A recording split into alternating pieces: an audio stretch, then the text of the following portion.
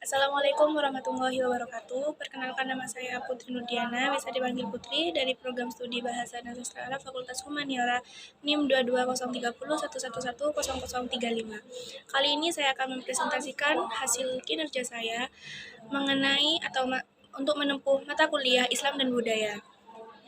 Kali ini saya akan membahas tentang relasi antar budaya dan agama. Untuk pendahuluan, harus diakui bahwa memang ada permasalahan yang dihadapi oleh umat Islam dalam membedakan antara agama dan budaya, antara ibadah dan muamalah, antara urusan agama dan urusan dunia, antara sunnah dan bid'ah. Nah, secara teroris atau perbedaan antara keduanya dapat dijelaskan, tapi dalam praktek kehidupan hal tersebut sering lancu, kabur, dan tidak mudah untuk dibedakan.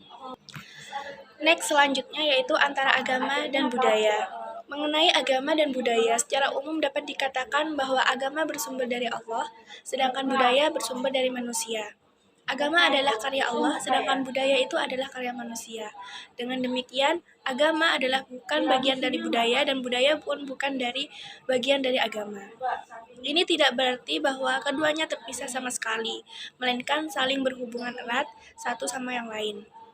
Melalui agama yang dibawa oleh para nabi dan rasul, Allah Sang Maha Pencipta menyampaikan ajaran-ajarannya mengenai hakikat Allah, manusia, alam semesta, dan hakikat kehidupan yang harus dijalani oleh manusia. Ajaran-ajaran Allah yang disebut agama itu mewarnai corak budaya yang dihasilkan oleh manusia-manusia yang memeluknya.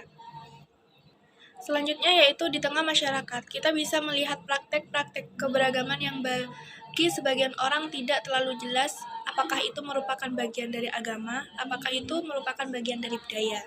Nah, kita ambil contoh dari tahlilan. Tidak sedikit di kalangan umat Islam yang beranggapan bahwa upacara tahlilan adalah kewajiban agama yang harus mereka selenggarakan, meskipun itu harus berhutang. Mereka berdosa kalau tidak mengadakan tahlilan ketika ada anggota keluarga yang meninggal dunia, padahal yang diperintahkan oleh agama berkaitan dengan kematian adalah memandikan, mengkafani, menyolatkan, mengantar ke makam, memakamkan, dan mendoakan. Sangat simpel dan hampir tidak memerlukan biaya. Ini berarti bahwa upacara tahlilan pada dasarnya adalah tradisi bagian dari budaya bangsa yang mungkin telah ada sebelum datangnya Islam, yaitu tradisi kumpul-kumpul di rumah duka yang kemudian diislamkan atau diberi corak Islam. Yang perlu dilakukan dalam hal ini adalah membenahi pemahaman dan penyikapan umat terhadap praktek-praktek keberagaman seperti itu secara proporsional. Selanjutnya, sekadar pembandingan bisa dikemukakan di sini. Kewajiban agama yang bernama kurban, yaitu sekali dalam setahun, dan akikah sekali seumur hidup. Kurban dan akikah adalah perintah agama, meskipun kedudukannya hukum fikih hanya sunnah muakkad, tapi di tengah masyarakat muslim secara umum, kurban dan akikah adalah sebuah kalah pamor yang dibandingkan dengan tahlilan. Apakah ini berarti umat Islam yang lebih peduli terhadap urusan kematian daripada urusan kehidupan? Wallahu a'lam. Yang pasti bahwa sanksi sosial yang dijatuhkan kepada orang yang tidak mengadakan tahlilan lebih keras dibandingkan dengan orang yang tidak melaksanakan kurban dan akikah.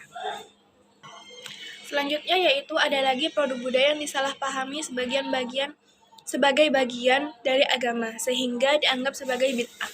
Misalnya kesenian yang bercorak Islam.